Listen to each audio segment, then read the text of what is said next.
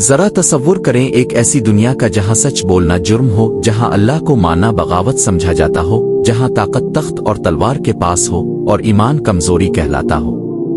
ایسے دور میں اگر کوئی نوجوان حق کا ساتھ دے تو اس کے لیے جینا بھی مشکل اور مرنا بھی آسان بنا دیا جاتا ہے۔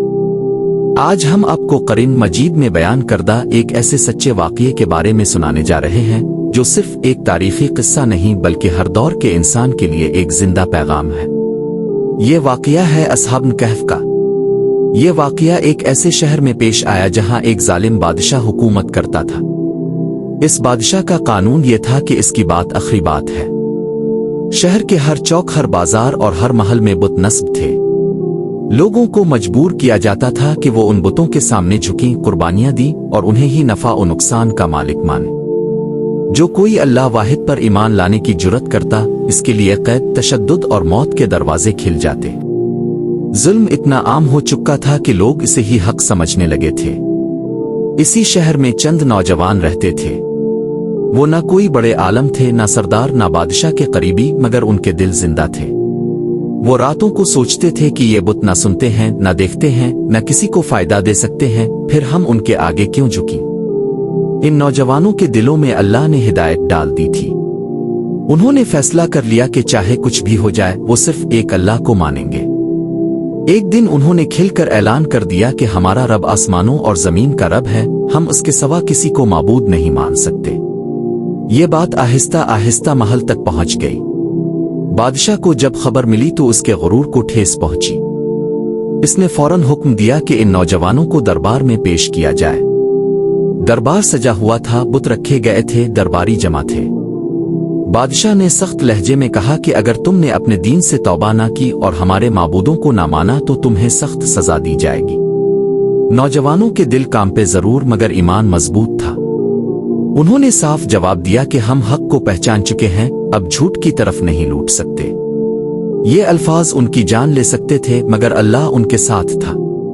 نوجوانوں نے دربار سے نکل کر آپس میں مشورہ کیا۔ انہوں نے کہا کہ اگر ہم اس شہر میں رہے تو ہمارا ایمان خطرے میں پڑ جائے گا، اس لیے بہتر یہی ہے کہ ہم سب کچھ چھوڑ کر یہاں سے نکل جائیں۔ انہوں نے اپنے گھر، اپنا آرام، اپنا مستقبل سب چھوڑ دیا اور صرف ایمان کو ساتھ لے لیا۔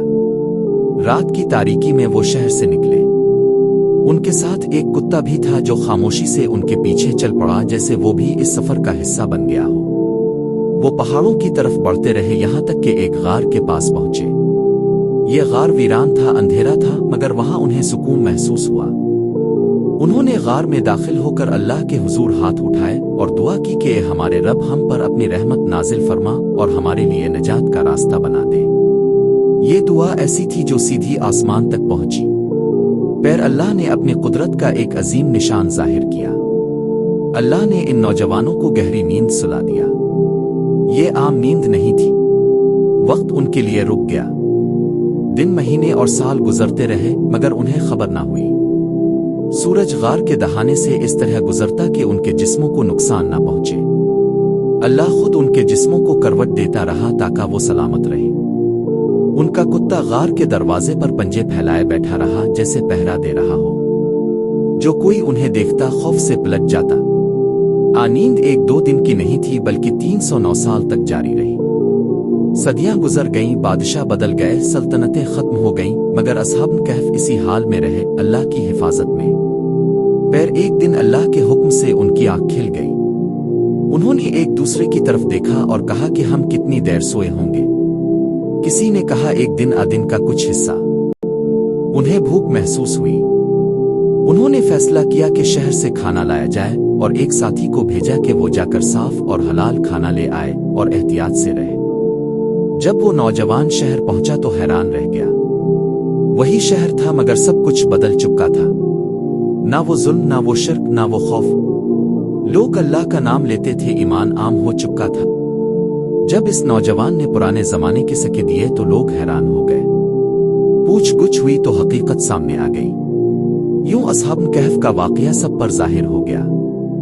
اللہ نے ان نوجوانوں کو لوگوں کے لیے نشانی بنا دیا تاکہ سب جان لیں کہ اللہ جسے چاہے بچا لے، وقت اللہ کے حکم کا پابند ہے اور قیامت برحق ہے۔ असहाब कहफ का वाकया हमें ये सिखाता है कि ईमान पर साबित कदमी कभी ज़ाय नहीं जाती।